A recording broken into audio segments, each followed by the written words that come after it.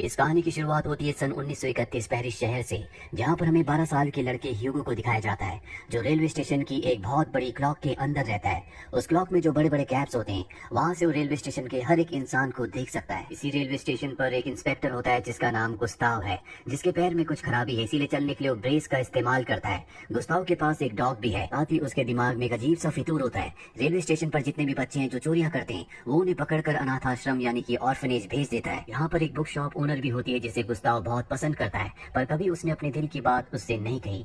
साथ ही यहाँ पर एक टॉय मेकर है जिसका नाम जॉर्ज है। कभी कभी जॉर्ज से मिलने उसकी ग्रैंड डॉटर इजाबेल भी यहाँ पर आती है।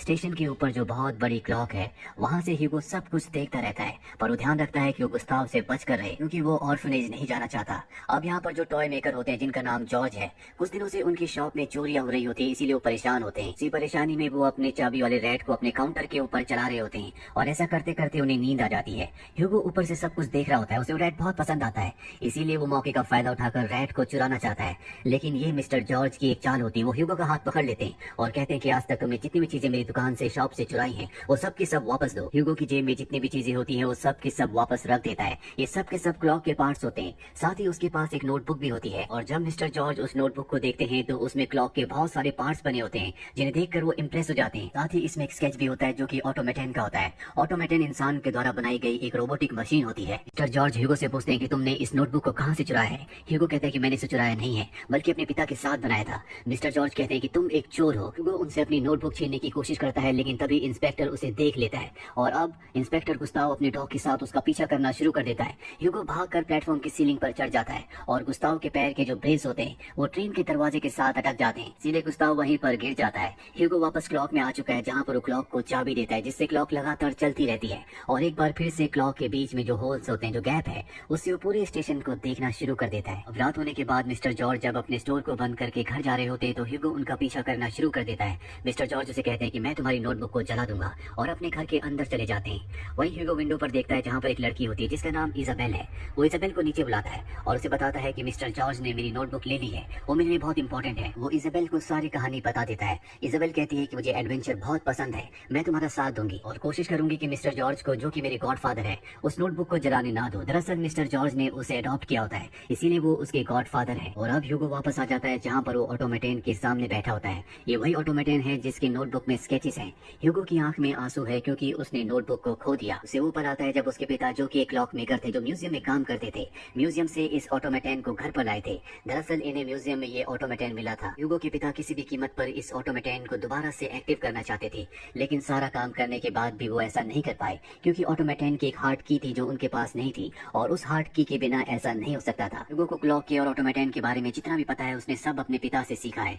एक दिन उसके पिता की फायर में मृत्यु हो जाती है। ह्यूगो की मॉम की पहले मृत्यु हो चुकी थी, जिसके बाद वो अनाथ हो गया। वो अपने अंकल क्लाउड के पास आ गया, जो कि इसी क्लॉक में काम किया करते थे जिस क्लॉक में अब ह्यूगो रहता है। यहाँ पर एक क्लॉक रूम भी है जहाँ पर ह्यूगो के अंकल रहा करते थे, इसीलिए ह्यूगो को अपने साथ वो इस क्लॉक रूम में ले आए। ह्यूगो अपने ऑटोमेटन को भी यहाँ पर ले आया था। ह्यूगो के अंकल ने कभी उसे स्कूल नहीं भेजा, क्योंकि वो चाहते थे कि वो उनके बदले काम करे, और एक दिन अचानक से वो गायब हो गए, और तब से लेकर अब तक ह्यूगो अपने अंकल के बदले इस क्लॉक को चला रहा है। इस बारे में किसी को नहीं पता कि 12 साल का ये बच्चा इस क्लॉक के अंदर रहता है। सबको ये लगता है कि ह्यूगो के अंकल इस क्लॉक को चलाते हैं।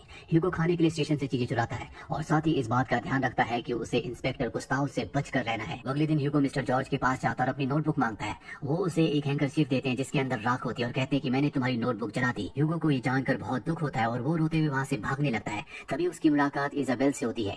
इजाबेल कहती है कि मैंने सब कुछ देख लिया, मिस्टर जॉर्ज ने तुम्हारी नोटबुक नहीं जलाई, वो झूठ बोल रहे हैं। ह्यूगो को जानकर खुशी होती है। वो एक बार फिर से मिस्टर जॉर्ज के पास जाता और अपनी नोटबुक मांगता है। मिस्टर जॉर्ज कहते हैं कि मैं तुम्हारी नोटबुक दे दूंगा, पर सबसे पहले तुम्हें एक टॉय को ठीक करना होगा।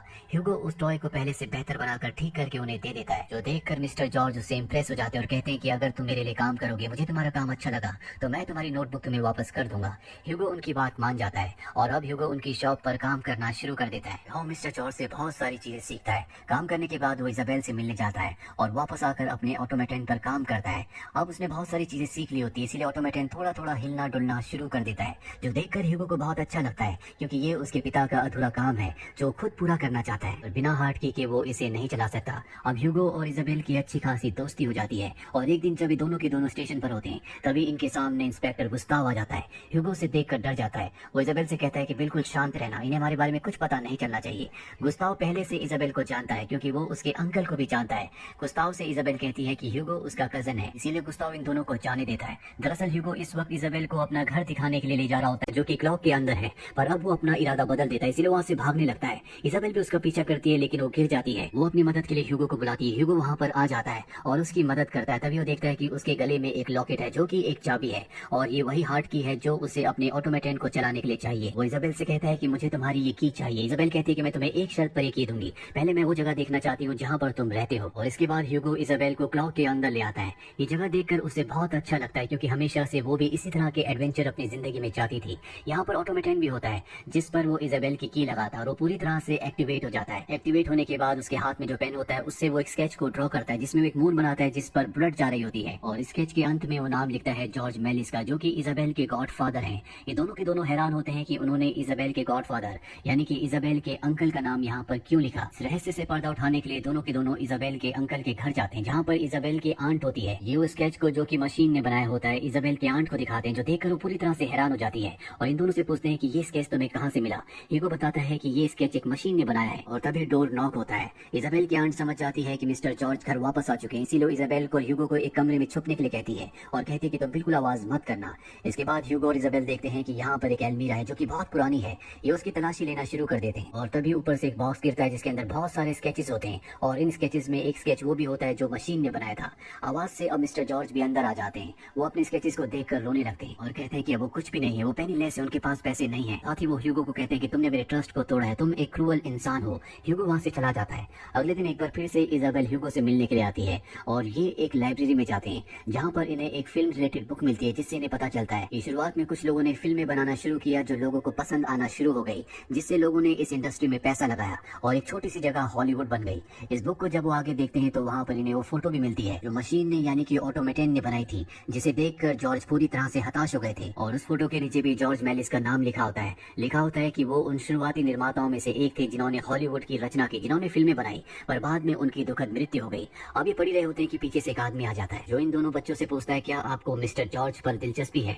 ये दोनों से देखते हैं और समझ जाते हैं कि इस बुक का जो राइटर है वो यही इंसान है। इजाबेला से बताती है कि जॉर्ज मेलिस अब भी जिंदा है, वो मेरे अंकल है, उन्होंने मुझे गोद लिया था। वो ऑथर उनकी बात पर हंसने लगता है। वो कहता है कि ऐसा नहीं होता और इन दोनों को एक कमरे में ले जाता है जहाँ पर मिस्टर जॉर्ज की बहुत सारी फोटोज और उनकी चीजें होती हैं। ऑथर इन दोनों को बताता है कि मैं मिस्टर जॉर्ज से मिल चुका हूँ। जब मैं छोटा था तो मेरा भाई उनके पास काम किया करता था और एक दिन वो मुझे उनसे मिलवाने के लिए ले गया था। जब मैं उनके स्टूडियो गया तो वहाँ पर बहुत बड़ा सेट लगा था जो पूरी तरह से कांच के एक रूम के अंदर था। वहाँ पर वो इल्यूजन क्रिएट कर रहे थे, यानी कि उस जमाने में वो ऐसी फिल्में बनाते थे जो कि उस वक्त की टेक्नोलॉजी से करना बहुत मुश्किल था। वो अपनी फिल्मों में एक्ट भी किया करते थे और मैं उनसे मिला था। मैं उस मुलाकात को कभी नहीं भूल पाया।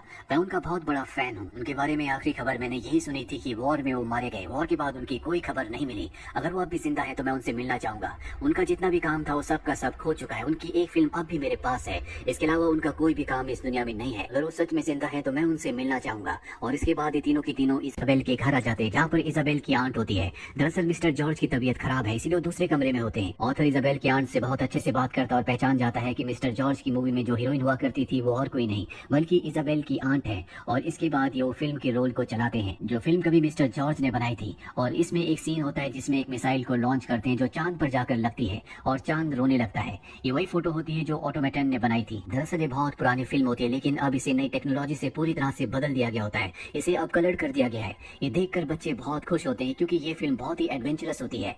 जब ये फिल्म चल रही होती है तभी मिस्टर जॉर्ज भी इस कमरे में आ जाते हैं। वो अपनी ही बनाई हुई फिल्म को देखकर अपनी अतीत की जिंदगी में खो जाते हैं और सबको बताते हैं कि अपनी जिंदगी के शुरुआती दिनों में वो एक मैजिशियन थे, साथ ही मशीन्स भी बनाया करते थे और जो मशीन इस वक्त ह्यूगो के पास है यानी कि ऑटोमेटन वो भी उन्होंने बनाई थी। मिस्टर जॉर्ज बताते हैं कि एक बार मैं सर्कस देखने के लिए गया था जहाँ पर प्रोजेक्टर से मैंने एक सीन देखा था जिसमें ट्रेन चल रही थी। उसे देखकर मैं पूरी तरह से हैरान हो गया। इसके बाद मैंने फिल्में बनाने का तय किया। मैंने अपना सब कुछ बेच दिया, एक कैमरा बनाया और स्टूडियो खरीदा जहाँ मैंने इल्यूजन से भरी हुई फिल्में बनाई जिसने लोगों को पूरी दुनिया को चौंका दिया। मैंने अपनी वाइफ के साथ 500 फिल्में बनाई। मेरी जिंदगी में सब कुछ अच्छा चल रहा था पर तब वर्ल्ड वॉर शुरू हो गया और लोगों की फिल्मों में दिलचस्पी पूरी तरह से खत्म हो गई जिससे मेरा बहुत नुकसान हुआ। मैं पूरी तरह से बर्बाद और हताश हो गया। मैंने अपनी सारी फिल्मों को अपने स्टूडियो को जला दिया। जो कुछ मेरे पास बचा था उसे बेचकर मैंने स्टेशन में एक शॉप खरीद ली और जो ऑटोमेटन मैंने बनाया था एक म्यूजियम में डोनेट कर दिया। लेकिन अभी कुछ वक्त पहले वहाँ पर एक हादसा हुआ था जिसमें वो पूरी तरह से खत्म हो गया। ये उसी हादसे की बात कर रहे होते हैं जिस हादसे में ह्यूगो के पिता की मृत्यु हुई थी। जॉर्ज कहते हैं कि हैप्पी एंडिंग सिर्फ मूवीज में होती है, असली जिंदगी में नहीं। ह्यूगो उन्हें गलत साबित करने के लिए स्टेशन की तरफ भाग पड़ता है क्योंकि वो उस ऑटोमेटन को मिस्टर जॉर्ज को दिखाने के लिए अब स्टेशन जा रहा है। लेकिन जब वो स्टेशन पहुंचता है तो वहां पर जो इंस्पेक्टर गुस्ताव होते हैं वो दो लोगों को बता रहे होते हैं कि क्लॉकमैन यानी कि ह्यूगो के जो अंकल हैं उनकी मृत्यु हो चुकी है।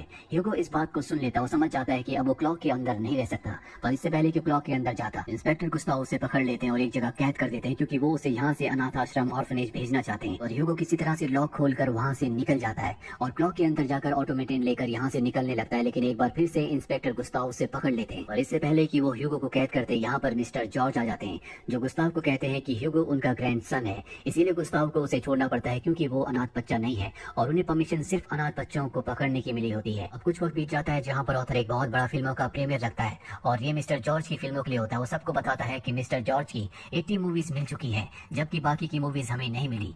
इसके बाद मिस्टर जॉर्ज आते हैं, सब उनका स्वागत करते हैं क्योंकि उन्हें पहले से सब जानते हैं और अब मिस्टर जॉर्ज की फिल्में चलाई जाती है जो कि उस वक्त के हिसाब से बहुत ज्यादा क्रिएटिव होती है। सभी को फिल्में बहुत अच्छी लगती है। फिल्में खत्म होने के बाद सब मिस्टर जॉर्ज का और उनकी वाइफ का ऑटोग्राफ लेते हैं और उन्हें और भी फिल्में बनाने के लिए ऑफर देते हैं। इससे मिस्टर जॉर्ज को बहुत खुशी होती है। ह्यूगो को भी अपना नया परिवार मिल चुका है जो कि मिस्टर जॉर्ज का है। मिस्टर जॉर्ज ने उसे अपने साथ रखने का फैसला कर लिया है।